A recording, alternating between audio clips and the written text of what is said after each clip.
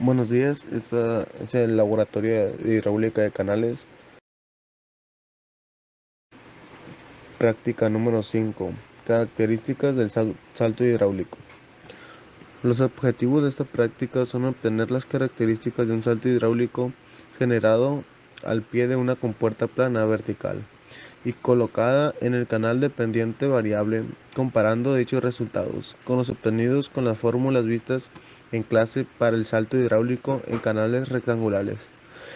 Los materiales que vamos a utilizar en esta práctica es un pequeño canal de pendiente variable, una bomba sumergible, una regla o una cinta métrica, un canal de pendiente variable grande, limímetros y una compuerta y compuertas planas. Las fórmulas que vamos a utilizar en esta práctica es la del canal rectangular, que dice y2 es igual a y1 sobre 2 por raíz de 1 más 8 f1 al cuadrado menos 1, que y1 es el tirante conjugado menor de salto hidráulico, y2 el tirante conjugado mayor de salto hidráulico y f1 es el número de Freud calculado en base al tirante conjugado menor. Algunas otras fórmulas es la de S metana y tizón, que dice LJ sobre Y1 es igual a 6 por Y2 menos Y1 menos 1. Que en eso se puede sacar que LJ sobre Y1 es igual a 3 por 1 más 8FR al cuadrado menos 3. Otras fórmulas de Pavlovsky dice LR sobre Y1 es igual a 2.5 por, por 1.9 por Y2 sobre Y1 menos 1. Sustituyendo los valores, LR sobre Y1 es igual a 2.375 raíz de 1 más 8FR1 al cuadrado menos 4.875. Otras fórmulas es la de Sylvester, que dice LJ sobre Y1 es igual a 9.75 por FR menos 1 a la 1.01. También por último tenemos la de San Franés, que dice LR sobre Y1 es igual a 6 FR1. Y ahí podemos ver dónde está el salto hidráulico, donde dice LJ y LF es donde se produce el salto hidráulico y LJ es la longitud. Procedimiento. Bueno, lo que se hizo en esta práctica primero es colocar el canal con una pendiente de fondo de 0.001, que es 1%. Segundo, instalamos la compuerta en una sección intermedia del canal. Después, con el flexómetro, medimos la abertura de la compuerta. Luego de eso se enciende la bomba y tenemos que esperar a que el flujo se establezca para accionar el vertedor que se tiene al final del canal hasta formar un salto hidráulico al pie de la compuerta. Después tenemos que medir las características del salto hidráulico y anotar los resultados en el registro de mediciones.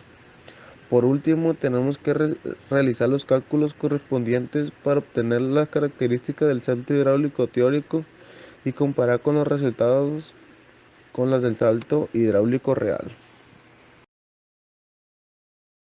Para la última parte del procedimiento, que viene siendo lo de medir las características del salto hidráulico, del canal que vamos a utilizar para realizar la práctica, del vertedor, de la parte del vertedor, de la parte de la compuerta, con todos esos datos que obtuvimos, pasamos a la siguiente parte, que era realizar los cálculos que nos pedía la práctica.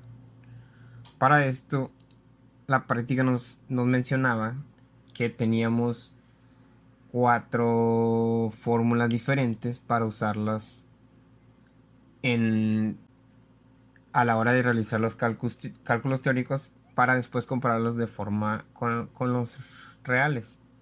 Teníamos la fórmula de Mestana, de Mestana y Tizón, teníamos la fórmula de Pavlovsky y la de Sylvester y la de Sanfranés. No todas tenían, unas eran para el salto hidráulico completo y otra eran para lo que sería el remolino o la parte más brusca del salto hidráulico, que es donde se genera ese revuelco de agua y tiene un movimiento más brusco el agua, ya sea que tenga una velocidad más alta, entre otras características. Para esto, con los datos que previamente se midieron, pues obtuvimos lo que serían tirantes, tuvimos la abertura de la compuerta, obtuvimos, previamente ya teníamos lo que era el gasto, teníamos la plantilla, la gravedad obviamente, teníamos la N de Manning, pero era necesario también calcular lo que sería el número de Freud para utilizarlo dentro de las fórmulas. También era necesario calcular con el gasto la velocidad del canal, porque era un dato que también necesitábamos tener para aplicar las fórmulas directamente. Para esto, pues nada más era sustituir valores. Nos daban valores de salto hidráulico con la longitud del salto hidráulico completo, la parte de lo que sería el remolino dentro del salto hidráulico nos daba también esos valores, y pues se hizo una comparación entre los cuatro. Fue un poquito variado de cierta manera, pero no fue tan notorio como podríamos pensar de algún error de cálculo o algo parecido, porque debe de tener su cierto nivel de error entre todas las fórmulas. Y pues hicimos lo mismo para la parte del vertedor. Ya teníamos valores, los datos necesarios, el área, el gasto, el tirante, gravedad, velocidad, número de Freud, etcétera. Para la parte siguiente era necesario también eh, dibujar el canal. De manera ilustrativa, tener como una referencia de lo que sería la longitud del salto, cómo se vería representativamente el salto hidráulico, pero ya con los valores reales para hacerlo lo más ilustrativo y visual para nosotros mismos y comprender cómo se vería el salto hidráulico de cierta manera con los datos que ya teníamos previamente. Hicimos el perfil de canal en el vertedor, quedó de esta manera, con sus datos, su cuadro de datos, su título.